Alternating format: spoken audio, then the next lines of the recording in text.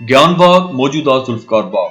ज्ञान बाग जंहिंजो नालो बाद में तब्दील करे बाग जुल्फकार या जुल्फकार बाग रखियो वियो, शहर जे विच में मौजूद मोहल्ले गालिब नगर वारे रोड ते PTCL जे मेन ऑफिस जे बिल्कुल भरिसां मौजूद आहे। पुराने दौर में लाड़काने में ॿिया बि केतिरा ई बाग मौजूद हुआ, पर उन्हनि सभिनी मां ज्ञान बाग पंहिंजी सफ़ाई सुथराई ऐं ख़ूबसूरतीअ सबबि वधीक कशिश रखंदड़ हो। इहो ई सबबु हो जो लाड़काने जा काफ़ी माण्हू परियां परियां पंधु करे अची शाम जो ज्ञान बाग में गॾु थींदा हुआ।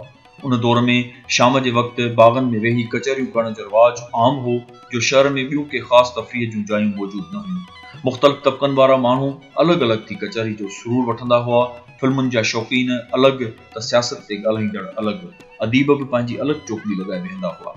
पुराणे ज़माने में बाग जी ख़ूबसूरती ॾिसण वटां हुई। विच में ख़ूबसूरत चबूतरो हो, जंहिंजे चौगिर्द मुख़्तलिफ़ गुलनि सां सजायल कूंडियूं रखियल हूंदियूं हुयूं। बैंक स्क्वायर वारे रस्ते खां ईंदड़ बाग जे ॾखण वारी गेट भरिसां हिकु ख़ूबसूरत ज़ेर ज़मीन कमरो ठहियल हूंदो हो, जंहिंमें अंदरि वञी वेहण सां सख़्त गर्मीअ में बि थधिकार ॾींदड़ हवा जो अहसासु थींदो हो। हिते कुझु नौजवान रांदियूं पिणु कंदा हुआ। बाग जे ओज वारनि ॾींहंनि में ज्ञान बाग लाड़काने जे तफ़रीह जे हवाले सां तमामु घणी अहमियत रखंदड़ हो। आम सवाल इहो आहे त इन बाग ते ज्ञान बाग नालो छो पियो? असल में ज्ञान बाग वारी समूरी ज़मीन, जेका लॻभॻि 26 या 28 जरेब थींदी, लाड़काने जे हिकु हिंदू वापारी सेठ ज्ञानचंद जी ख़रीद कयल हुई, जेका उन वक़्तु वहंदड़ घाड़वा जे कप ते हुई। ज्ञानचंद, जंहिंजो ख़ानदान विचोले तबिके सां तालुक़ रखंदड़ हो, संदसि वालिद वकालत कंदो हो। ज्ञानचंद सयू बाज़ार में हथ वारनि बैटरियुनि जो दुकान खोलियो, जेको अॻिते हली वॾे कारोबार में तब्दील थी वियो। छालाए त उन ज़माने में बिजली आम न हुअण सबबि हर घर में बैटरी ज़रूर हूंदी हुई, जंहिंमें वॾी साइज़ वारा सेल पवंदा हुआ। राति जे वक़्तु अक्सर माण्हू उहा बैटरी पाण सां गॾु ज़रूर खणंदा हुआ। घणे वापे सबबि सेठ ज्ञानचंद जो कारोबार उरूज ते पहुतल हो। संदसि वापारी राब्ता बि कराची ऐं हैदराबाद जे वापारियुनि सां हूंदा हुआ। उन्हनि ई ख़ुशहाली वारनि ॾींहंनि में सेठ घाड़वा जे किनारे ते उहा ज़मीन ख़रीद करे पंहिंजो घर बि उते ई हिकु बारे में ठारायो। बाक़ी समूरी ज़मीन ते आम शहरनि लाइ बाग ठाराए उन में हिकु तमामु वॾो पखो लॻारायईं। इहो पखो हिन पाण ई डिज़ाइन कयो हो, जेको ॿुधायो वञे थो त इब्तिदाई दौर में बैटरियुनि ते ई हलंदो हो। बाद में उहो पखो बिजलीअ ते बि हलायो वियो। इहो पखो एतिरो वॾो हो जो आसपास वेठल 40 या 50 माण्हुनि ताईं हवा पहुचाईंदो हो। माण्हू उन पखे जे हेठां वेही कचहरियूं कंदा हुआ। सेठ ज्ञानचंद खे बागबानीअ जो जुनून हो। हुन पंहिंजे घर जे साम्हूं मुख़्तलिफ़ क़िस्म जे वणनि वारो ॿारो बि अलॻि ठारायो हो, जंहिंमें अंबनि, ज़ैतूननि ऐं तूतनि जा वण जाम हुआ।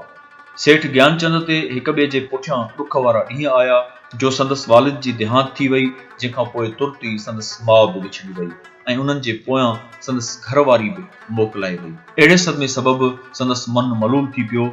ग़म वारी कैफ़ियत सबबि संदसि लाड़ो तसव्वुफ़ तरफ़ थियो, जंहिं करे हिन पंहिंजे घर जे साम्हूं कुझु कमरा तामीर कराया, जिते सूफ़ी रागी फ़क़ीरनि खे घुराए महफ़िलूं कंदो हो ऐं उन्हनि खे उते ई तरसाए संदन ख़िदमत बि कंदो हो।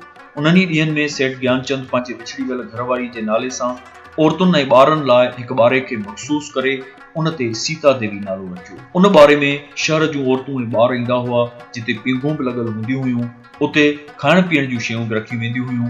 उन ई बारे में ॿियनि वणनि सां गॾु गुले लाला जा बि ख़ूबसूरत वण बि लॻल हूंदो हुआ, जिन जी सूंहं खे पसी दिल बाग बहार थी पवंदी हुई। हर तरफ़ ख़ूबसूरत रंग बरंगी गुल बीठा हूंदा हुआ, जिन ते पोपट पिया लामारा ॾींदा हुआ।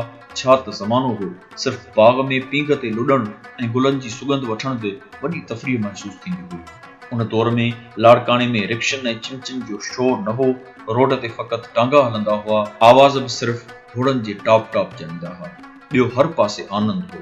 ज्ञान बाग जो कुझु हिसो त हाणे बि मौजूदु आहे, पर हाणे न उन पुराणे पखे जा के आसार बचा आहिनि, न को सीता देवी पार्क, न ई उहे झूना वण ऐं न ई माण्हुनि जूं महफ़िलूं ऐं उहो ओज। हाणे न उहा कुशादगी आहे, न ई उहा ख़ूबसूरती। वॾी ॻाल्हि त ज्ञान बाग जो नालो बि हाणे तब्दील थी जुल्फकार बाग थी वियो आहे।